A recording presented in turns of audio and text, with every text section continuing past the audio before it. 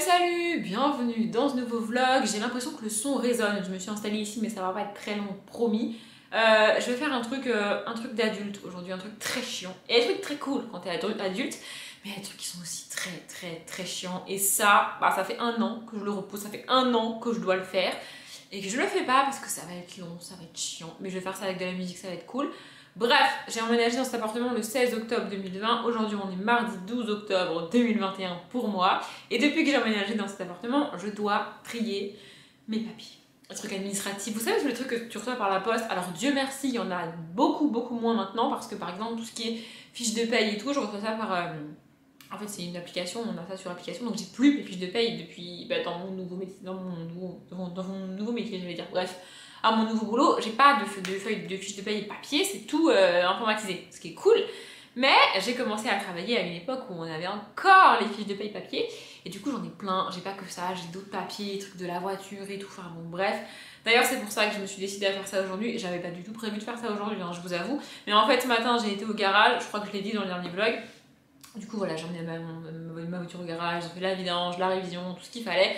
Je pensais qu'ils allaient me dire qu'il fallait que je change des trucs parce que j'ai fait le contrôle technique il y a pas longtemps. Elle est passée au contrôle technique, mais j'avais des petites remarques sur le contrôle technique en mode il y aura ça à faire, attention, machin et tout.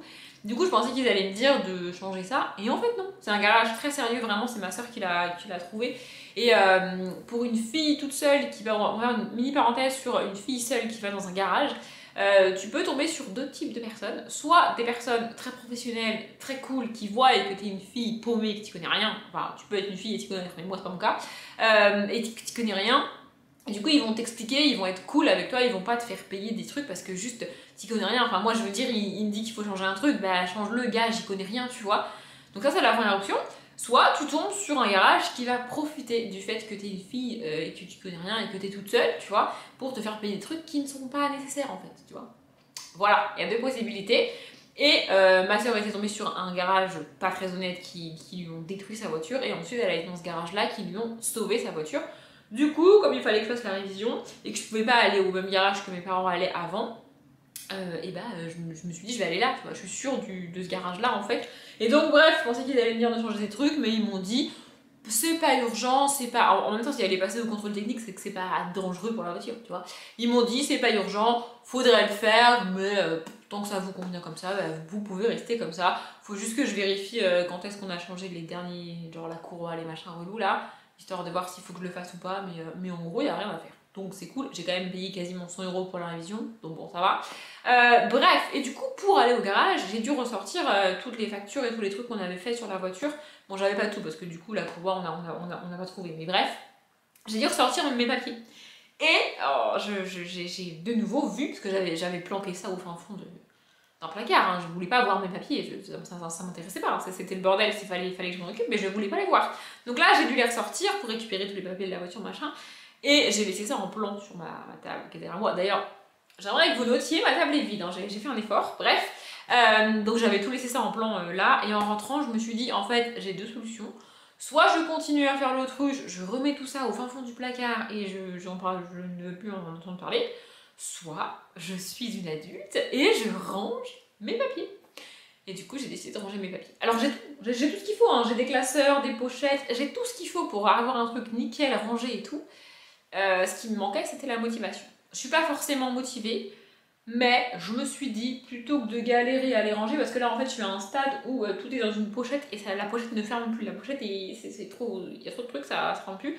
Probablement qu'il y a des trucs que je dois jeter, parce qu'en plus, ça faisait rager ma mère quand j'étais encore chez elle.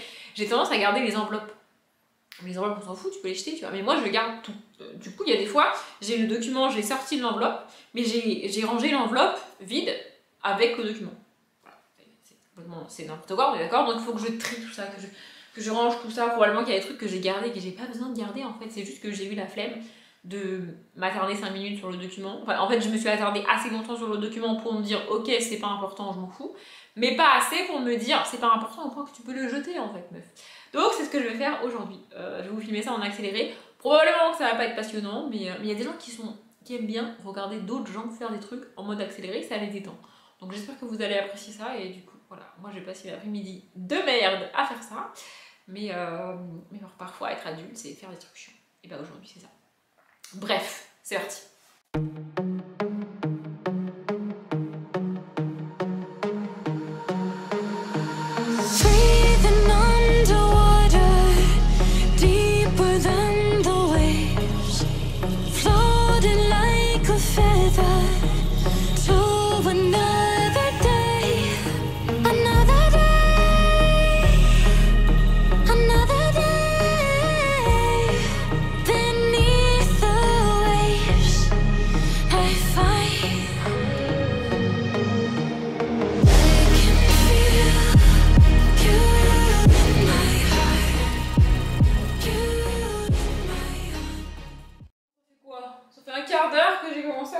vous, je sais pas combien de temps, hein, et je viens seulement d'atteindre la pochette en elle-même. Voilà, c'est-à-dire que je triais tout ce qui traînait au-dessus, c'est n'importe quoi.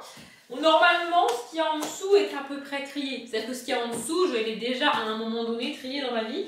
Attendez, je me réinterromps, peut-être que j'ai coupé et qu'il n'y a pas eu d'accéléré entre les deux, parce que ça a duré vraiment 2 minutes.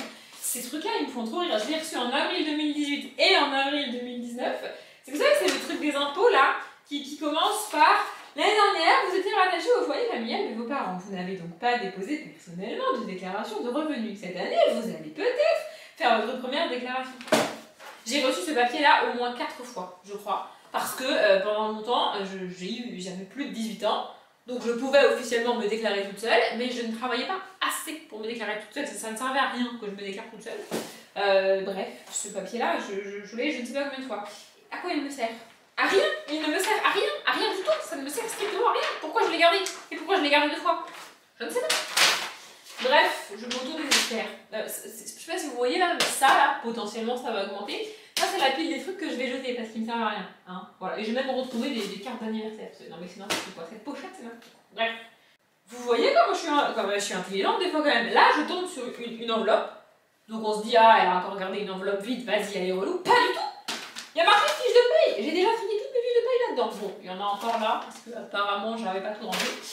Mais c'est pré-trié. Ma première fiche de paye date d'octobre 2011. Autrement dit, ça fait officiellement 10 ans que j'ai commencé à travailler. C'est fou! Moi, je trouve ça fou. Bref, et oui, pour ceux qui se posent la question, j'ai commencé à travailler à 18 ans. Le truc, c'est que j'ai eu le bac en 2011, donc l'année de mes 18 ans. J'ai eu 18 ans en 2011 également, enfin si je dis pas de bêtises, oui c'est ça. Sauf que j'ai commencé à travailler seulement en octobre parce que je suis née fin août. Du coup, j'ai eu mon bac à 17 ans et j'ai pas pu travailler sur l'été parce que j'avais pas 18 ans. Voilà. Bref, du coup, ma fiche de paye date d'octobre 2011 et à l'époque, j'avais gagné la somme astronomique de 280 €. Mon Dieu!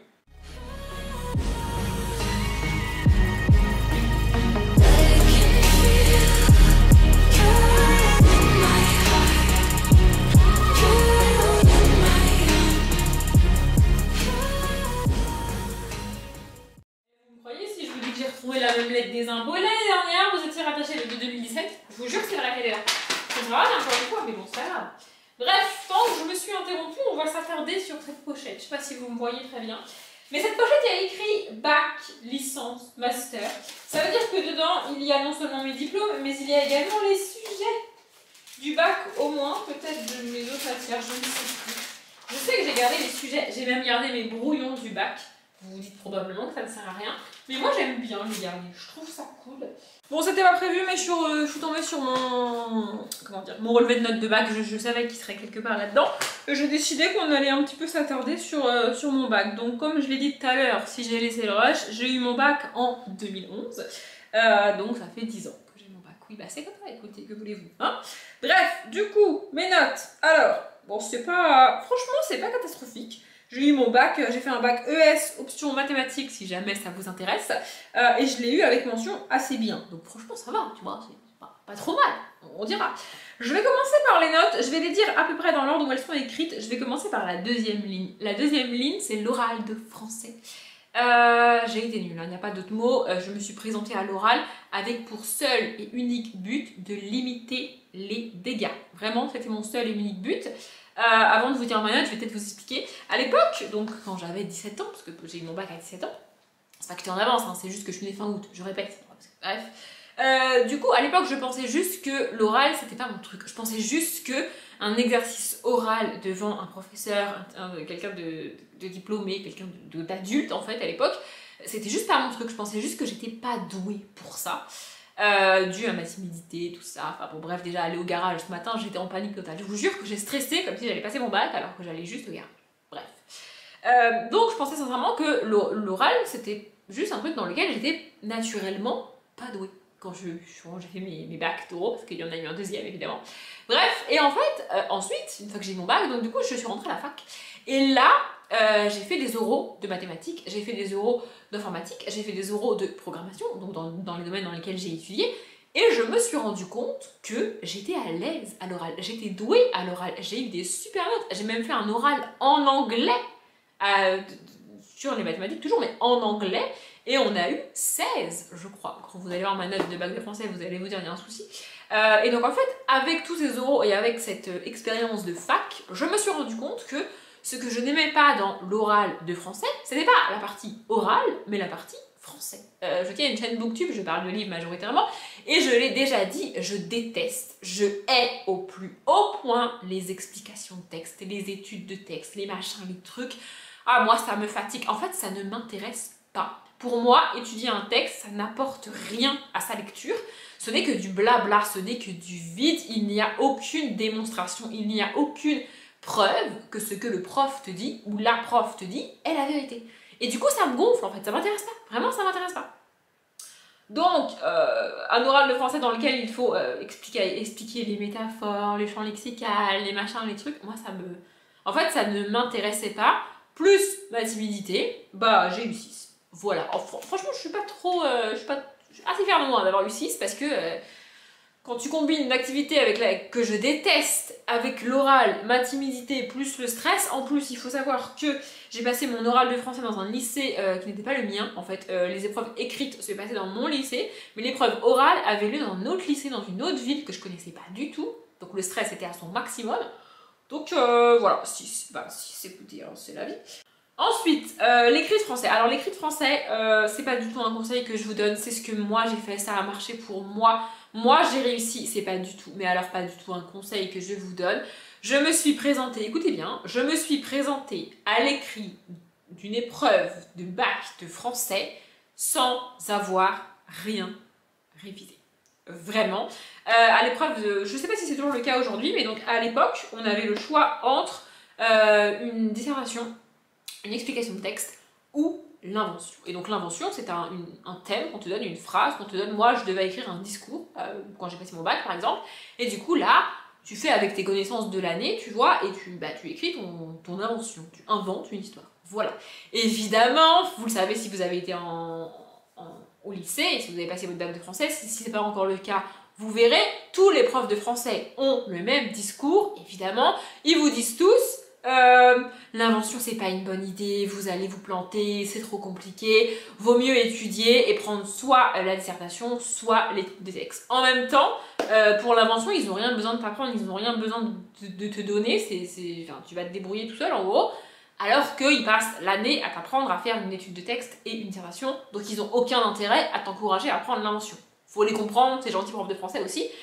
Mais moi, je savais que je me rétamerais en dissertation ou en étude de texte parce que ça m'intéressait pas. Donc je me suis dit, rien à faire, je prendrais l'invention.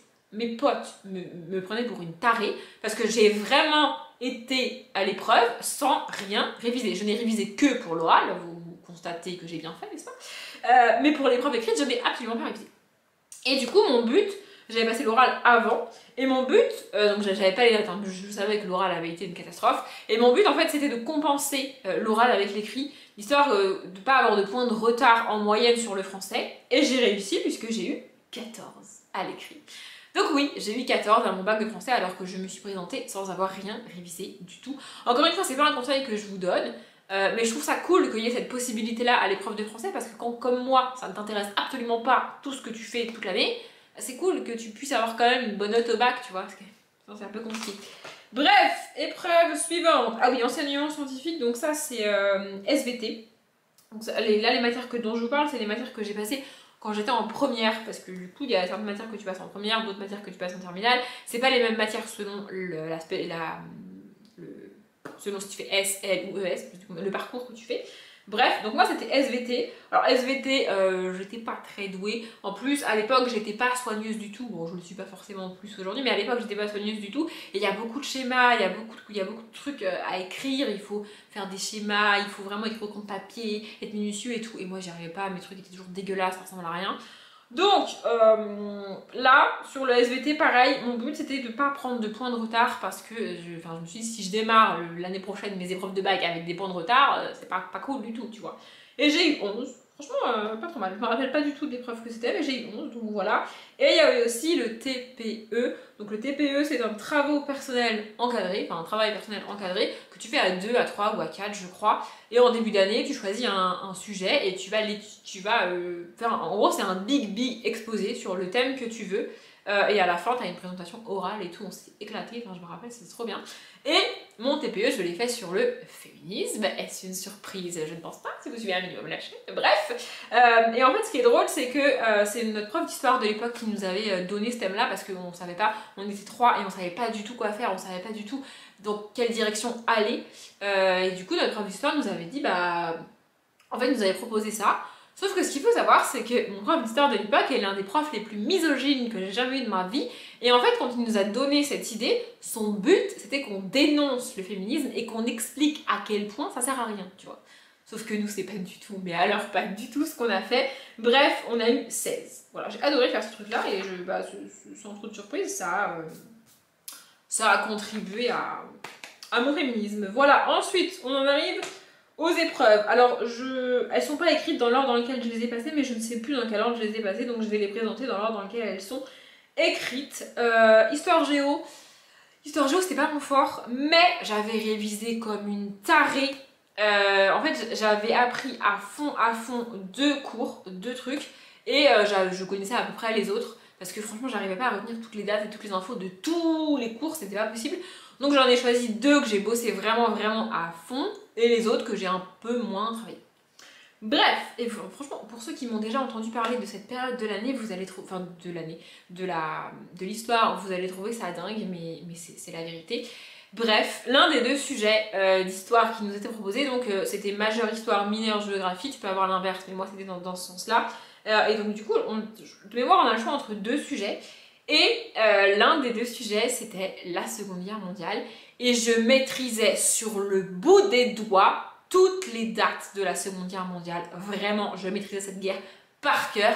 Peut-être que c'est pour ça qu'aujourd'hui, j'arrive pas à la lire en littérature, mais je ne sais pas. En tout cas, à l'époque, je maîtrisais tout par cœur, à tel point que je me rappelle que j'ai juste lu le titre. Donc la Seconde Guerre mondiale, je sais plus ce que c'était exactement. Peut-être que je pourrais retrouver et que je vous dirai ça après. Mais non, les sujets doivent pas être là. Bref, on s'en fout. C'était sur la Seconde Guerre mondiale en tout cas. Et je me rappelle que d'entrée, j'ai pris ma feuille de brouillon et j'ai écrit toutes les dates. Je les connaissais toutes par cœur. Vraiment, j'avais toutes les dates, le débarquement, les grosses dates, les réunions, les machins, les trucs. Vraiment, je connaissais tout par cœur sur le bout des doigts. Je pense que j'ai eu tous les points en histoire. Là où ça a pêché, c'est en géographie, parce que franchement, je suis dégoûtée. En géographie, t'as une carte et un petit exercice. Je crois que je suis nulle en géographie, faut le savoir, je suis nulle à chier en géographie. Et en fait, donc t'as plein de cartes à apprendre, les États-Unis, l'Europe, le Japon, enfin, plein de cartes, l'Amérique du Sud, je crois aussi, enfin bref, t'en as plein. Et t'en as une, je crois que je sais même plus quel pays c'est, je sais même plus ce que c'est, mais t'en as une qui est extrêmement simple. Genre la carte est divisée en 2, t'as 2 couleurs, 3 villes, un fleuve. Vraiment, la carte est ultra simple. Et je n'avais pas révisé. Je me suis dit, elle ne tombera jamais, elle est trop simple. Évidemment, elle est tombée. Donc je me rappelais vaguement vite fait de la carte, mais je pense en gros j'ai eu 0 point sur la carte alors que c'était la plus facile, mais bon bref. Du coup en tout et pour tout en histoire j'ai eu 12, ce qui n'est pas si mal. Voilà. Ensuite, mathématiques. Alors là, mathématiques c'était ma matière. Donc j'ai fait ES option mathématiques, ça veut dire que les maths sont coefficient 7. Si tu fais pas la spécialité, les maths sont coefficient 5. Et il faut savoir que je ne sais pas pourquoi. Pour moi, c'est une injustice à mon avantage parce que j'ai fait spé maths, mais franchement, c'est une injustice. Il faut savoir que quand tu fais spécialité anglais, tu as une épreuve en plus pour la spécialité. Quand tu fais spécialité économique et sociale, tu as 1 heure de plus sur l'épreuve pour faire la partie de la spécialité. Ce qui est logique. Quand tu fais spécialité maths, l'épreuve dure 4 heures pour tout le monde et tout le monde a 4 exercices. Du coup, les 3 premiers sont les mêmes pour tout le monde et le dernier est différent. Soit tu as ton exercice de spécialité parce que tu as fait la spécialité, soit tu as un autre exercice en plus parce que tu n'as pas fait la spécialité. Du coup, il n'y a pas d'exercice, tu n'as pas d'exercice en plus parce que tu fais spécialité, c'est comme ça. Bon, nous avons été interrompus parce que vous n'aviez plus de batterie. Je disais, je vais vous donner ma note en maths. Ce qu'il faut savoir, c'est que jusqu'en seconde, j'étais nulle à chier en maths. Vraiment. Je me suis tapé des 2, des 4, des 3 quand j'étais en troisième. Ça n'allait pas vraiment, je ne comprenais rien à ce que je faisais. En seconde, c'était une catastrophe. En plus, en seconde, on commence l'imaginaire avec I et tout. Enfin, vraiment, je ne comprenais rien du tout. J'étais complètement larguée. J'ai failli redoubler ma seconde. Mes profs voulaient que je redouble ma seconde parce que j'avais pas le niveau en maths, en fait. Vraiment, sincèrement, je vous jure que c'est vrai. Mais je voulais pas redoubler. Je voyais le redoublement comme un échec. Plus tard, j'ai redoublé dans ma scolarité parce que c'était mieux pour moi. Mais à ce moment-là, je voyais ça comme un échec. Du coup, j'ai eu un rendez-vous avec la proviseure et avec mon père, je m'en rappellerai toute ma vie, je pense. Et en gros, j'ai dit à cette dame, vous pouvez me faire redoubler, si vous me faites redoubler, j'aurai pas le choix, mais je verrai ça comme un échec et ça n'aura aucun... En fait, je ne vais en tirer aucun bénéfice. Moi, je veux passer en première. Voilà. Du coup, je me suis battue pour passer en première, sachant que j'avais pas le niveau en maths, mais je suis passée. Et en première, j'ai eu un prof absolument génial. Je suis passée de 6 à 16 de moyenne sur l'année. Vraiment, c'était ouf. Et bah, je l'ai dit tout à l'heure, hein, j'ai dit et répété toute mon année terminale que j'aurais mon bac grâce aux maths, alors que j'ai fait redoubler la seconde à cause des maths. Franchement, c'est fou. Et pour ceux qui n'ont pas suivi, derrière, j'ai fait une licence de mathématiques et un master de programmation. Donc tout est possible dans la vie. En fait, j'aime pas les gens qui disent non mais je suis nulle en maths, j'y arriverai jamais. C'est pas vrai. Faut juste vous donner les moyens d'y arriver. Les maths, c'est pas si compliqué que ça. Bref, parenthèse fermée. Du coup, je vais vous raconter cette anecdote parce qu'elle me fait mourir de rire.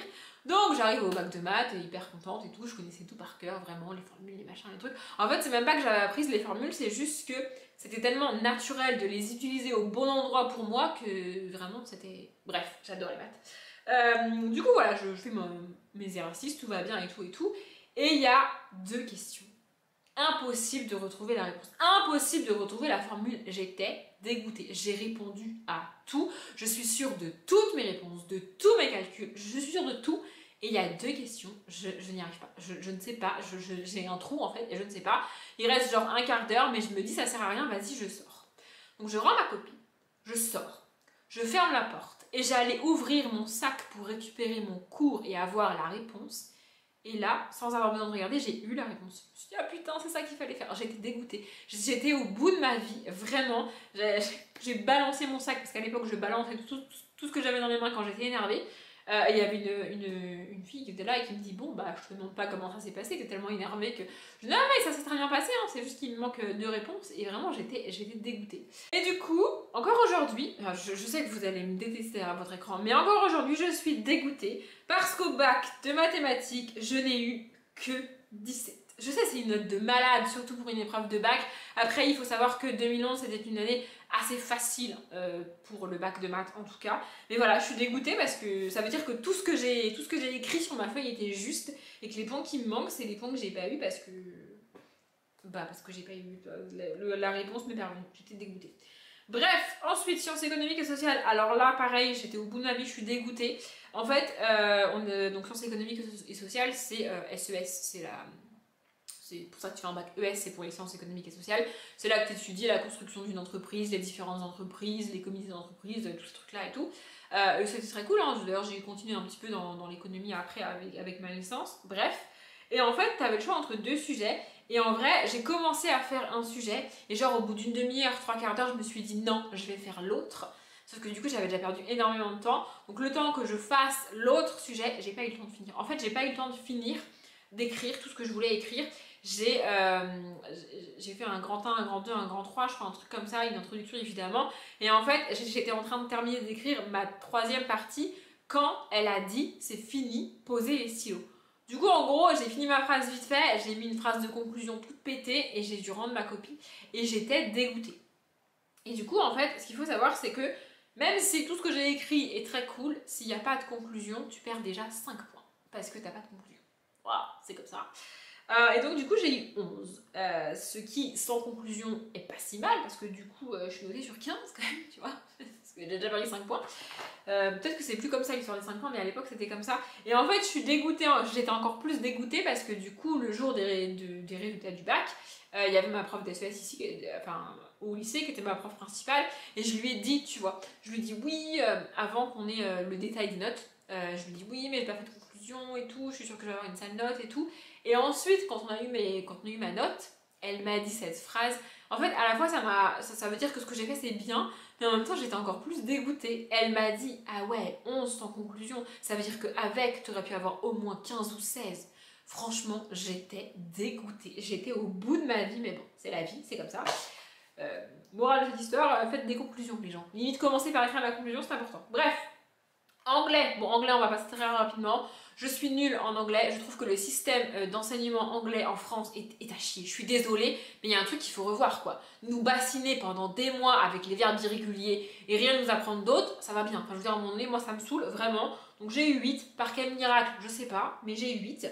LV2 espagnol, là je suis un peu dégoûtée parce que je l'ai déjà dit, je crois que je suis d'origine portugaise, du coup l'espagnol c'est plus facile pour moi, beaucoup plus facile que l'anglais. Ce sont des langues que je suis habituée à entendre, c'est un accent que je prends plus facilement. Bref, je suis beaucoup plus à l'aise, sauf que c'était un oral. Et qu'un oral de langue, moi ça me plaît pas, donc j'ai eu 9. Voilà, c'est pas si mal, c'est pas si pire, mais j'ai eu 9. Et ce sont les 3 seules notes de mon bac en dessous de la moyenne, c'est l'oral de français, l'oral d'espagnol et l'anglais. De là à dire que j'ai un problème avec les langues, je ne sais pas, écoutez, hein. Bref, philosophie. Philosophie, je suis particulièrement fière de moi parce que dans l'inconscient collectif, un matheux est nul en philosophie. Et moi, j'aime la philosophie. Franchement, j'ai adoré la philosophie. Alors, pas tous les cours, pas tous les thèmes, pas tous les trucs abordés, mais il y avait des trucs que je trouvais vraiment intéressants et que j'aimais vraiment beaucoup. Et en fait, pendant mes révisions, ce que j'ai fait, c'est que j'ai révisé uniquement les thèmes qui m'intéressaient, les cours qui m'intéressaient et pas les autres. Parce que j'arrive pas à apprendre un truc qui m'intéresse pas. Je me forçais à apprendre par cœur un truc qui m'intéresse pas, ça rentre pas dans mon cerveau. Vraiment, ça ne sert à rien, ça ne rentre pas. Donc j'ai pas fait ça. J'ai appris vraiment que les cours et que les thèmes qui m'intéressaient. Coup de bol, il y en a un qui est tombé, je sais plus c'est quoi, mais j'ai eu 14. Voilà. Éducation physique et sportive, bon là franchement je m'étais donné à fond. Je crois que du coup fallait choisir. On avait 3 sports en tout. De mémoire, j'avais la gymnastique, le 3x500, et l'autre c'était un sport co, je sais plus ce que c'était, mais bref, en sport, j'ai eu 15. Ce qui est pas si mal pour une... Aujourd'hui, pour vous donner un ordre d'idée, je fais 0 sport, hein, je me passe. Donc j'ai eu 15 en sport. Franchement, c'est bien. Du coup, on arrive à une moyenne de 12,62, et donc une mention assez bien. Voilà. J'avais pas du tout prévu de parler autant de mon bac, mais voilà, je trouve ça intéressant. Et je trouve que je vais faire une mini parenthèse là-dessus parce que je trouve ça important. Dans l'inconscient collectif et de manière générale, les gens ont tendance à surélever le bac S par rapport aux autres. C'est pas que le bac S est plus difficile en fait, c'est juste que le bac S est un bac scientifique avec des matières scientifiques et que la plupart des gens n'aiment pas les maths et sont nuls en sciences. C'est quelque chose avec lequel ils ont du mal, et du coup comme la plupart des gens sont nuls dans les sciences et n'aiment pas ça, ils se disent ceux qui font ça c'est qu'ils sont très forts, mais c'est pas ça en fait. Ceux qui font ça c'est parce qu'ils aiment ça, parce qu'ils sont doués pour ça, et donc forcément ils vont y arriver. Vous voyez ce que je veux dire? Et du coup ça me saoule cette surélévation du bac S. Le bac S n'est pas plus difficile que les autres. Enfin, je veux dire, si tu demandes à un scientifique de faire le bac L, il va se rétamer parce que c'est pas son truc en fait. Et inversement, ça marche dans les deux sens. Mais si tu demandes à une personne qui a eu, je sais pas, 15 de moyenne à son bac S de faire le bac L, il y a des chances pour qu'il n'ait même pas 10. Parce que c'est pas son domaine.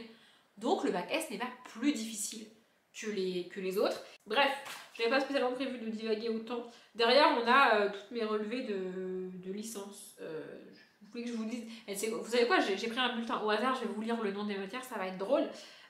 Stratégie d'entreprise, macroéconomie, calcul actuarial et financier, méthode numérique linéaire, modélisation statistique, programmation, informatique théorique, bon après on avait de l'anglais, et théorie de la mesure et probabilité, théorie, mesure, étude de cas. Voilà, ça c'était mes notes, mes matières de semestre 5, donc 1, 2, 3, donc du premier semestre de la L3, pour ceux que ça intéresse. Voilà, c'est passionnant, n'est-ce pas? Bon bref, je vais ranger tout ça. Ah, il y a mon brevet aussi. Bon, en gros, là-dedans, j'ai tous mes diplômes, toutes mes notes et tout. J'avais pas spécialement prévu de faire ce passage sur le bac, potentiellement ça a été très long, pas si ça vous a intéressé. C'était surtout parce que j'en avais marre de faire du rangement. Mais bon, là, j'y retourne.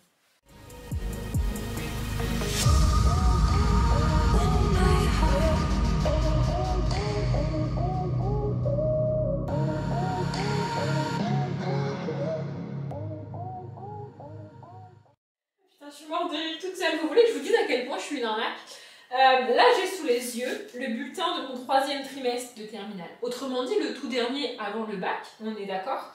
Et en fait, ce qu'il faut savoir, c'est que y a 2 types d'élèves en mathématiques. Ceux comme moi qui sont doués, en l'occurrence en terminale, hein, je rappelle parce qu'en seconde c'était pas le cas, ou ceux qui sont justement comme moi en seconde, c'est-à-dire ceux qui n'arrivent pas, qui n'ont pas envie, parce que franchement en seconde j'avais pas envie, qui ne comprennent rien, qui ne veulent pas faire, qui sont là parce que il faut être là, mais vous voyez ce genre d'élèves? Voilà, il y a 2 types d'élèves en mathématiques, ceux qui kiffent les maths, qui adorent ça, qui arrivent et qui les font, et ceux qui n'y arrivent pas, qui veulent pas, mais qui sont là quand même. Voilà. Et en fait, quand tu es un élève comme je l'étais en seconde, tu t'en fous, je veux dire, t'écoutes le prof, tu tentes un truc sur l'exercice si vraiment t'es motivé, mais en soi, tu t'en fiches un petit peu, tu vois. Par contre, quand tu es un élève comme j'étais en terminale, eh bien tu te retrouves constamment interrogé, tu te retrouves constamment au tableau parce que le prof, il est pas con, au bout d'un mois ou 2, il a identifié les bons élèves, il a identifié les élèves qui font les exercices qui arrivent, et du coup, plutôt que d'envoyer le clown de la classe au tableau et perdre un quart d'heure parce que le gars il n'en a rien à faire, eh bien il envoie au tableau un élève qui va y arriver ou une élève qui va y arriver. Et moi, je suis une personne intelligente, on dirait pas comme ça, mais rapidement je me suis rendu compte que si je montrais mes capacités en mathématiques, j'allais me retrouver au tableau très souvent, j'allais être très souvent interrogée et j'avais pas envie de ça. Donc je faisais le strict minimum en classe.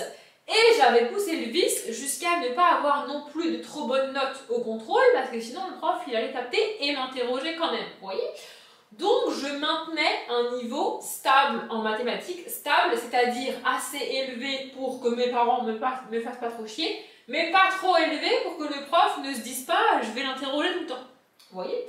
Ce qui signifie que, je rappelle j'ai eu 17 à l'épreuve de bac, bref, ce qui signifie que sur mon 3e trimestre de terminale, en mathématiques, ma moyenne est de, tenez-vous prêts, 10,4. Je vous jure que c'est vrai. Et le commentaire du prof est, ensemble convenable, toujours un travail sérieux, mais un manque de rigueur à l'écrit aurait mérité de mieux réussir. Donc il avait quand même identifié que j'aurais pu y arriver mieux. Et j'y suis mieux arrivée puisque j'ai eu 17 au bac. Mais globalement, si on prend... putain, mais je faisais aucun effort, c'est fou. Donc j'ai eu mon bac avec mention assez bien, 12,62, un truc comme ça je crois. Ma moyenne du 3e trimestre de terminale est de 10,1. Encore une fois, je faisais le strict minimum pour que mes parents me fâchent pas chier.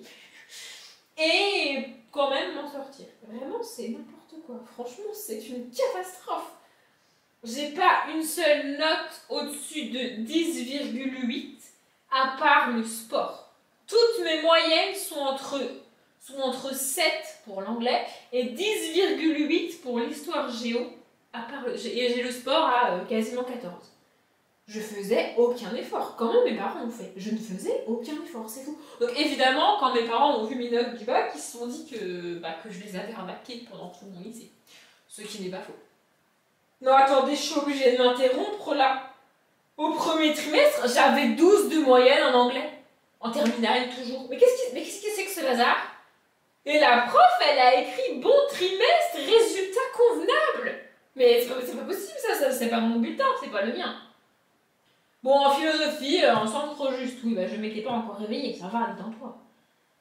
Très bonne approche, des résultats fort convenables, trimestre tout à fait satisfaisant, bon trimestre. Ah, des résultats fragiles et irréguliers. Oui, en fait, ça c'est en espagnol. Elle dit irrégulier parce qu'à l'oral c'est nul et à l'écrit ça va. Du coup, c'est irrégulier, évidemment. Élève pourtant capable de bien faire. Et putain, les commentaires comme ça sur les bulletins, faut pas les écrire parce qu'après les parents ils nous butent, nous. Élève capable de bien faire, mais ça va pas d'écrire ça, tu veux niquer mes vacances ou quoi? Oh, bon trimestre, continuez à vous investir ainsi, élève sérieuse. En fait, mes notes sont pas ouf, mais les commentaires rattrapent, vous voyez? J'étais ce genre d'élève. Bref, je continue, ça suffit maintenant. Mais franchement, il y a des profs, on dirait, ils écrivent les commentaires pour que tu te fasses engueuler. Il y a écrit ensemble correct que des efforts souhaités amélioreraient. Mais tais-toi, ça va pas ou quoi? Tu veux ma mort ou quoi? Ensemble encore un peu juste, redoubler d'efforts. Mais arrête de dire ça là! Redoubler d'efforts, ça veut dire mon père il a dû me faire travailler pendant des heures. Tu te rends pas compte? Tu veux ma mort ou quoi? Voilà, et ça c'est bien, vous voyez? Trimestre pas stable, ça démarre pas bien, mais il y a écrit mais de la régularité sur l'année. Ça veut dire que je travaille toujours, c'est bien. Oh, et la prof d'espagnol, elle me détestait en fait. Trop peu de travail. Mais tais-toi, ça va pas ou quoi? Oh là là. Alors la prof d'anglais, elle m'a massacré. Là, on est au 3e trimestre de seconde, je pense. Attendez, parce que le commentaire de la prof d'anglais... Attendez. Je le retrouve plus. Ah voilà. Les résultats écrits sont trop justes et l'oral toujours inexistant. Audrey n'est pas au niveau attendu en seconde. Donc elle a décidé de détruire ma vie en fait. Non mais sans déconner. Et puis si je suis pas au niveau attendu, c'est ton job en fait. Bref. Quelques progrès sont en cours, mais il faut vous accrocher car le niveau demeure insuffisant. L'oral est toujours beaucoup trop discret. Oui, bah ça, c'est à peu près tous les profs disent qu'à l'oral, ça va pas. Voilà. Mais ça, c'est toujours la prof d'anglais, pour ceux qui se posent la question. Putain, mais il y a des profs, ils te massacrent en fait. Et à côté de ça, t'as le prof de maths. Élève sérieuse, ta moyenne a baissé ce trimestre. Mais tais-toi! J'attends de toi une meilleure implication. Mais c'est des fous! Oh là là! Et il y a des profs, on dirait ils veulent te détruire, hein, c'est fou ça. Bon, bref. Et voilà. Commentaire général de mon dernier trimestre de 4e. Ensemble satisfaisant. Audrey devra porter ses efforts sur l'oral. Et bien le jour où vous lui ferez faire des oraux de mathématiques, elle y arrivera. Mais tant que vous lui ferez pas faire des oraux de mathématiques, et ben ça marchera pas. Voilà, c'est comme ça, c'est tout. Hein.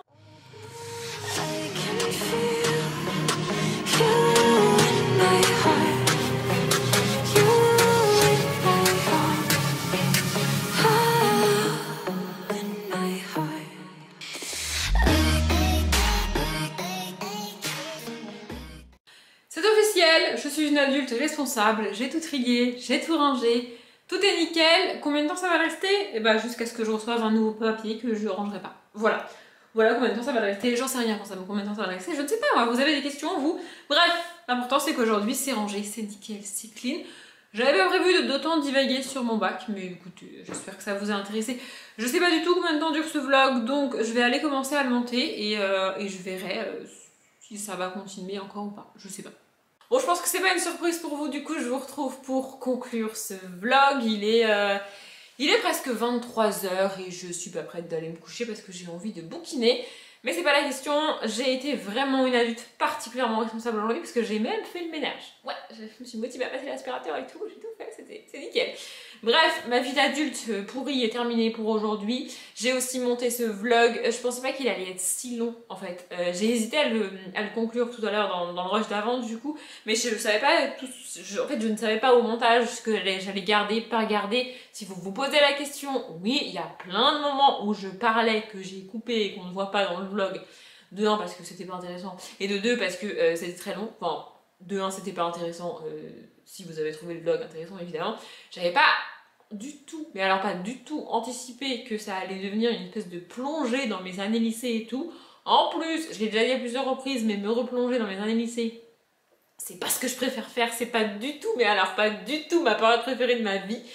Mais bref, voilà, j'ai tout rangé, j'ai tout cleané. J'ai même officiellement mis la nappe noire Halloween sur ma table, c'est bon, on est ok. Bref, j'espère que ce vlog vous a plu, il est particulièrement long, je sais, mais voilà, j'espère que ça vous a plu. Pour tous ceux qui n'ont pas passé le bac encore, c'est une très bonne expérience, vraiment. Et sincèrement, je ne l'ai pas dit, mais je le dis maintenant, je suis extrêmement triste pour toutes les personnes qui ont passé le bac en 2020 et qui n'ont pas connu cette épreuve-là. Je trouve que c'est dommage, vraiment, parce que je trouve que c'est une expérience en soi à vivre. Et surtout, ça veut dire que toutes ces personnes vont arriver et sont arrivées déjà en études supérieures, que ce soit en BTS, que ce soit en licence, que ce soit dans des études dans d'autres pays et tout, sans réelle première expérience d'épreuve d'épreuve scolaire en fait, et je trouve ça vraiment dommage. Vraiment, le bac, pour moi c'est quelque chose à vivre, vraiment. Alors je dis pas qu'il faut que tout le monde ait son bac, mais si tu veux faire des études supérieures, déjà t'es obligé de l'avoir, et du coup passer en études supérieures sans avoir réellement vécu une épreuve de bac, de devoir arriver à telle heure avec la convocation, la carte d'identité, le stress pendant 4 heures, parfois 5 heures d'épreuve. Enfin, je sais pas, en fait, moi j'aurais pas été apte et j'aurais pas été prête pour les études supérieures si j'avais pas eu cette expérience-là en fait. Enfin, bref, le Covid a fait beaucoup de dégâts pour les étudiants en plus en particulier, mais voilà, je trouve que toutes les personnes qui ont passé le bac en 2020 en fait, pour moi, il leur manque un truc dans leur parcours et je pense sincèrement que ça va les poursuivre toute leur vie parce que, bah, on le sait tous, du coup, le bac 2020 a peut-être un peu moins de valeur que les autres bacs et a peut-être été un peu plus facile. Je dis pas que les épreuves étaient plus faciles, mais quand tu te retrouves confiné pendant des mois et des mois, au bout d'un moment, t'as rien à faire, tu peux voir personne, tu peux pas sortir. Les séries et les films, ça va bien 2 minutes en vrai. Donc, bah, tu taffes en fait. Et nous, on n'a pas eu cette espèce de conditionnement à travailler. Alors, il y a eu plein de points négatifs, ok. Mais le point positif, c'est que du coup, ça leur a permis notamment de pas mal, enfin, d'avoir du temps pour travailler en fait. Il y en a qui n'ont pas du tout réussi, mais vu le taux de réussite du bac 2020, je pense sincèrement qu'il y a beaucoup de monde qui a réussi. Et tout ça, vraiment, pour moi, tout ça est horrible en fait. Tout ça est très négatif pour les personnes qui ont eu leur bac en 2020. Vraiment, je trouve que c'est, en fait, je trouve que c'est terrible. Vraiment. Bref, j'arrête de divaguer, cette outro était censée être courte. Je sais pas du tout ce que vous avez pensé de ce vlog. Par contre, si vous voulez réagir à mes notes ou partager vos notes et vos expériences de bac, franchement, je serais heureuse de vous lire. Alors, j'ai à peu près un commentaire toutes les 3 vidéos, mais j'arrive quand même à être à la ramasse dans les réponses. Donc, là, d'ailleurs, je vais aller répondre aux 2-3 commentaires que j'ai. En vrai, ça me prend pas 50 ans, tu vois, mais c'est juste que j'en ai tellement rarement que je pense pas le faire. Bref. Cette vidéo est terminée, j'espère qu'elle vous a plu. Comme d'habitude, je vous souhaite une bonne journée, un bon après-midi, un bon appétit ou une bonne nuit. Et je vous dis à demain.